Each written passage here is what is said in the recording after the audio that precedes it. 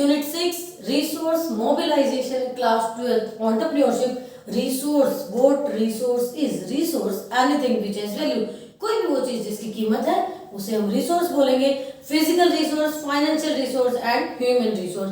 Human resource, I as a teacher in front of you. Financial resource, money, आपकी pocket में जो पैसा है, that is financial resource. Physical resource, जिस chair पे बैठकर आप वीडियो देख रहे हैं, जिस मोबाइल से आप वीडियो देख रहे हैं, जो लैपटॉप आपके पास है, आपके आसपास table, chair, furniture, AC, fan, ये सभी फिजिकल रिसोर्सेज हैं. अगर आप एक बिजनेस में हैं तो आपकी मशीन, प्लांट, कंप्यूटर्स, ये सभी फिजिकल रिसोर्सेज हैं. तो resources are physical resources, financial resources and human resources. Mobilization means movement from one place to another. Topic शुरू करने से पहले, चैप्टर शुरू करने से पहले आपको इसका मीनिंग क्लियर होना चाहिए. हमने मीनिंग क्लियर कर लिया. Resource mobilization means movement of resources from one place to another. और यूनिट 6 हमारा कंप्लीटली बेस्ड है फाइनेंशियल रिसोर्स पर. यूनिट 6 में हम कंप्लीटली फाइनेंशियल रिसोर्स डिस्कस करने वाले हैं कि बिजनेस में पैसा क्यों चाहिए, किस लिए चाहिए, क्या रोल प्ले करता है. अच्छा चाहिए, ठीक है चाहिए. हाउ यू अरेंज फाइनेंस, कहाँ से अरेंज करोगे. अब अरेंज करने के डिफरेंट सोर्सेज क्या हैं, आपके पास कितना पैसा है, बाहर से कितना लोगे, और अगर बाहर से लोगे तो कौन कौन से मेथड से आप ले सकते हैं. आगे बढ़ने से पहले you should aware about the topics which are in syllabus. Yes, tick tick tick tick, these topics are in syllabus and which are not in syllabus. Cross, these are not in syllabus. ठीक है, एक बार जल्दी से read कर लेते हैं कि कौन कौन से टॉपिक हमें करने हैं. बाकी जो नहीं करने उन्हें आप अभी बुक में क्रॉस लगा देना. This is the CBSE syllabus. Clear. State board वाले बच्चे अपना सिलेबस देखेंगे. कोई भी डाउट होगा, कोई भी प्रॉब्लम होगी, आप हमें मैसेज करके पूछ लेंगे. कैपिटल मार्केट में आपको ओनली प्राइमरी मार्केट करना है. Secondary market not in syllabus.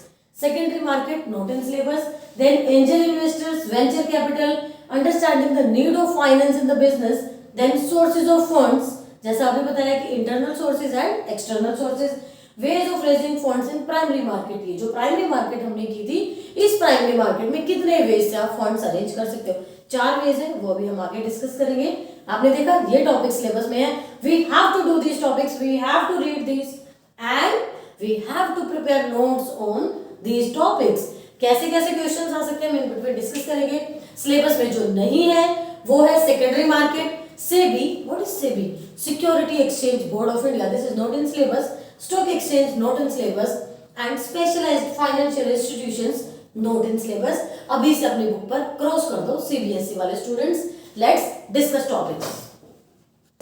Let's discuss with the very first topic जो कि हमारा है finance. What is finance? We can say finance is the life blood of the business. Business में finance की requirement होगी. कोई भी बिजनेस रन नहीं कर सकता अगर फाइनेंस नहीं है. आपको एक बिजनेस शुरू करना है, सबसे पहली रिक्वायरमेंट क्या होगी? आपका आइडिया, बट उस आइडिया को इम्प्लीमेंट करने के लिए पैसा.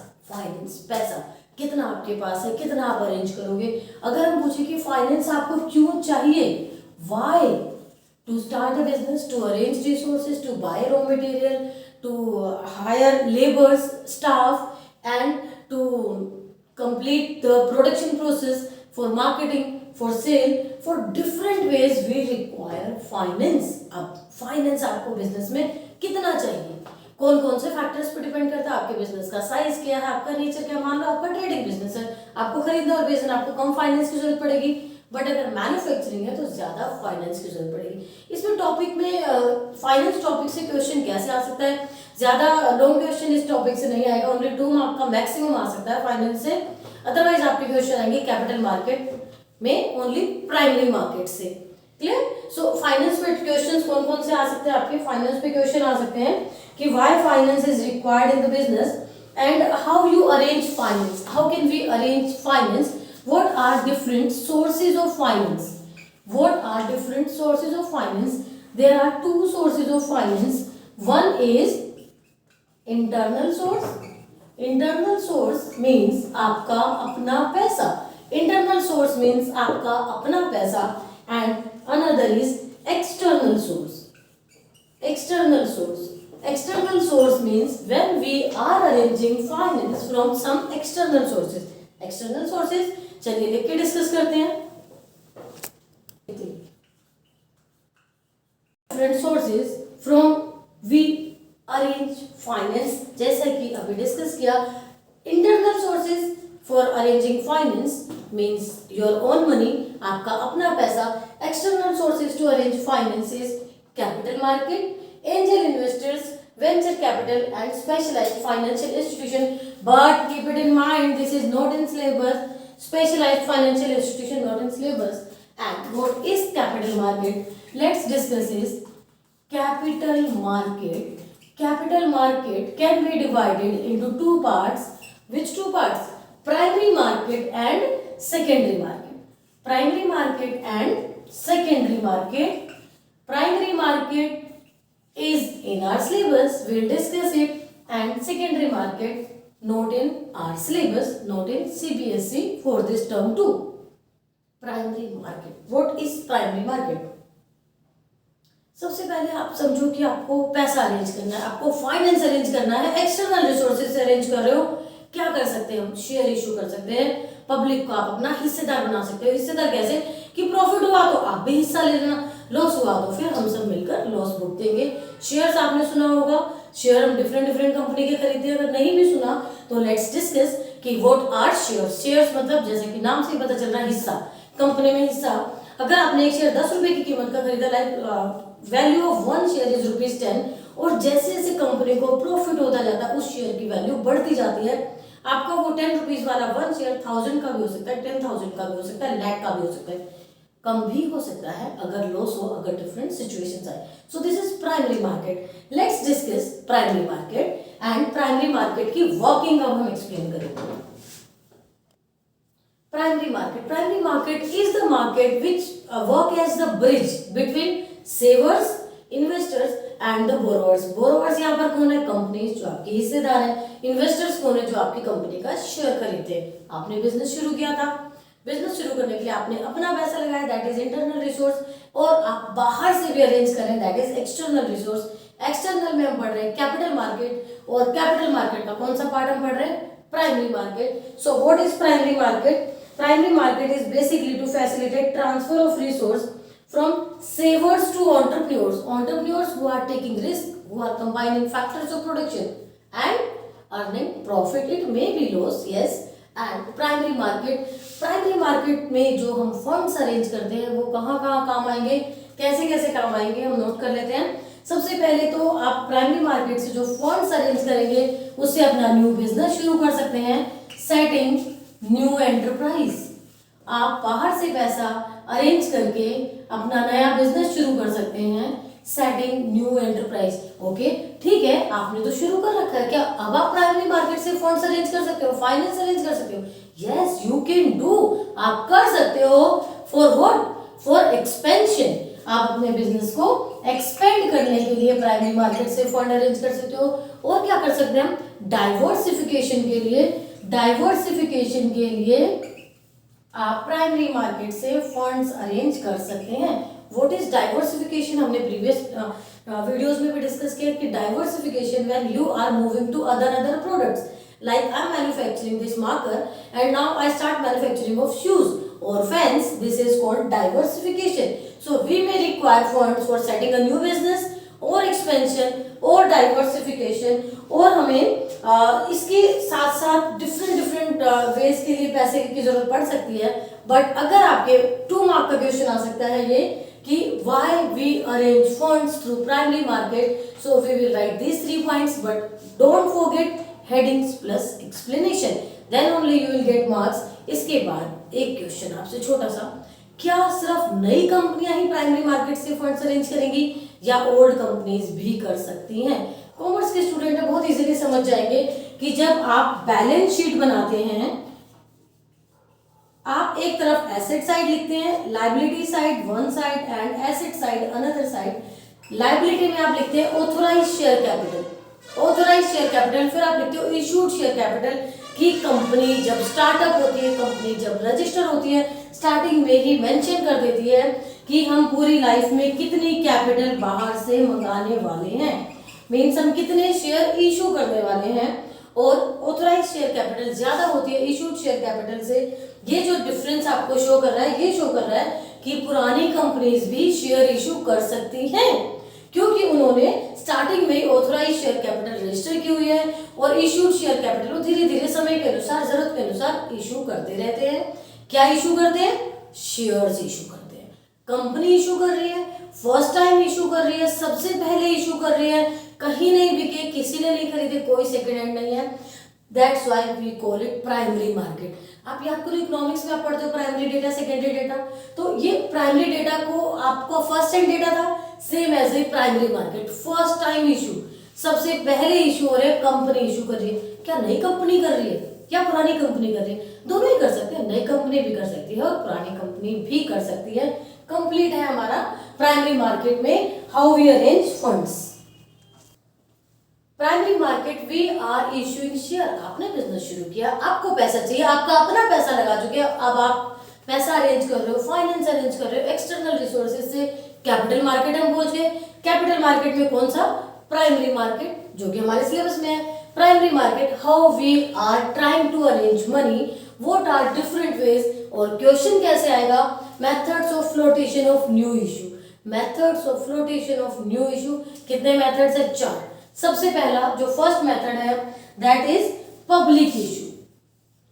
Public issue as its name indicating, सबसे पहले आपने पब्लिक में शेयर इशू कर दिए कि आओ आओ खरीद लो। क्या हम आवाज लगाएंगे लाउड स्पीकर से? No, we always give advertisement in newspapers, magazines or by different ways कि we are issuing shares, you may come and buy it। Company directly इसे सेल करती है, कोई मीडिएटर नहीं होता, कोई मीडिएटर बीच में नहीं, कंपनी डायरेक्टली सेल नहीं। इसमें सेल वर्ड मत लिखना, इशू लिखना, ठीक है। सेकेंड हैंड मार्केट जब आप लिखोगे तो शेयर सेल परचेज होते हैं, जो कि हमारे सिलेबस में नहीं है। Primary market, company share issue करती है। क्या करती है? इशू करती है। पब्लिक इशू, सबसे पहले पब्लिक को, जनरल पब्लिक को इशू कर रही है। प्रोस्पेक्टस निकाल दिया, फ्लोटेशन कॉस्ट स्पेंड कर दी। फ्लोटेशन कॉस्ट मींस आपको बताने तक के लिए जो खर्चा है, अनाउंस करने के लिए कि yes shares are issued by this and this company, so this is public issue. And after that right issue.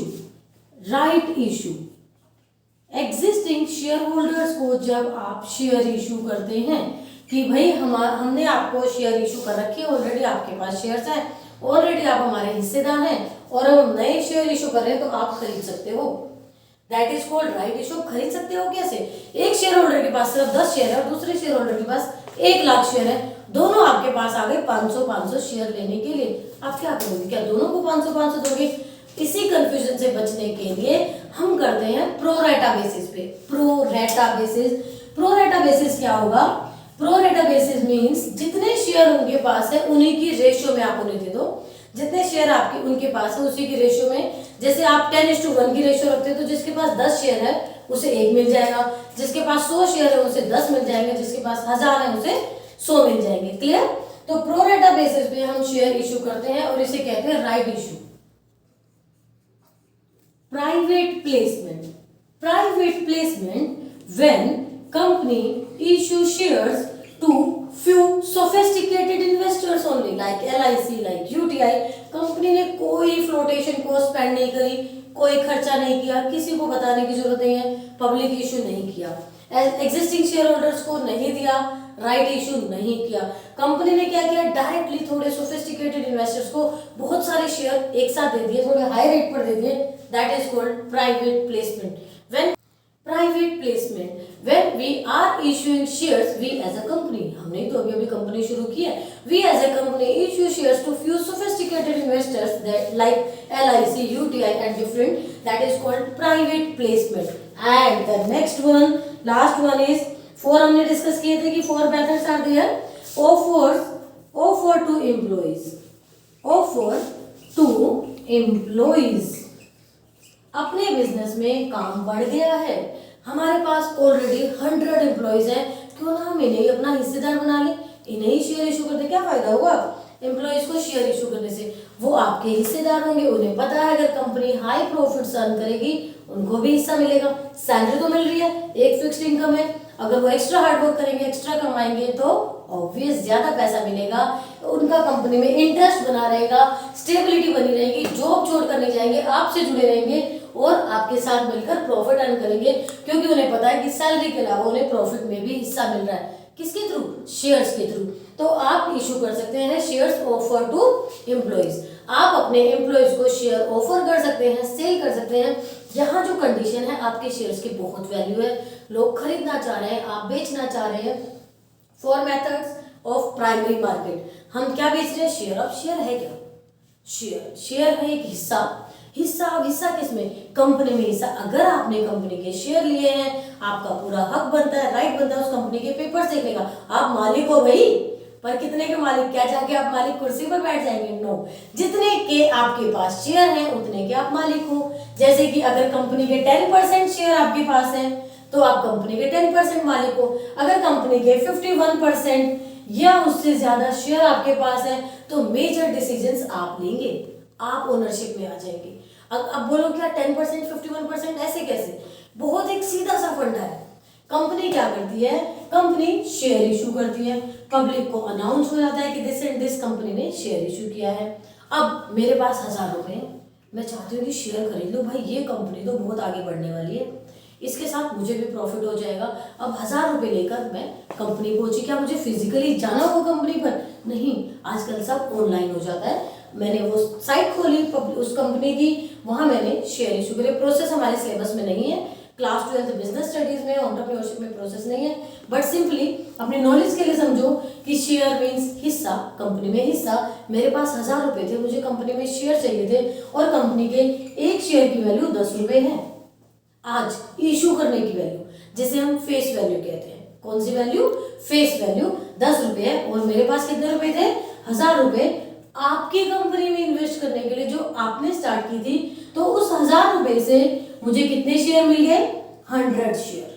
100 share मिल गए और आप तो बहुत मेहनती है, एंटरप्रेन्योर है, आपकी कंपनी प्रॉफिट अर्न कर रही है और आपकी कंपनी ने इतना सारा प्रॉफिट अर्न किया कि आप अपने शेयर होल्डर्स को भी डिविडेंड देंगे। Dividend means profit on shares. अब जब आप डिविडेंड बांट रहे हैं तो ये जो 10 रुपए का एक शेयर मैंने खरीदा था, ये हो गया 50 रुपीज का, ये हो गया 50 रुपीज का। अब मुझे पैसे की जरूरत पड़ गई, क्या करूंगी? क्या मैं आपको बेचने आऊंगी? क्या आप ऐसे कंपनी शेयर वापस खरीदेंगे? नो, कभी नहीं। कंपनी वापस शेयर कभी नहीं खरीदती, कंपनी के तो ये हिस्सेदार है। अब आप क्या करोगे? अब आप पैसा कैसे अरेंज करोगे? अब आप स्टॉक एक्सचेंज जा सकते हो, सेकेंडरी मार्केट में अदर पीपल को सेल कर सकते हो। उसके लिए भी फिजिकली कहीं नहीं जाना, ऑनलाइन सब ट्रेडिंग अवेलेबल है।